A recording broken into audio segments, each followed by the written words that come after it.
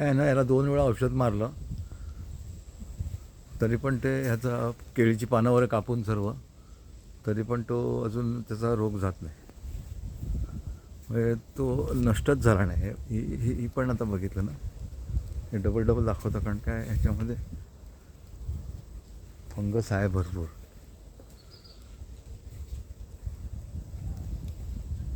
केळीची पानं थोडी थोडी होतातच, म्हणजे असं काय संपूर्ण गेलं नाही ते.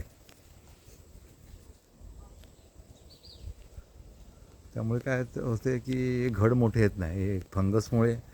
म्हणजे माणसाला रोग असला कशी परिस्थिती, माणसाची तब्येत वीक होते, तशी वीक होतात आणि मग ते मोठं फळ येत नाही त्याला.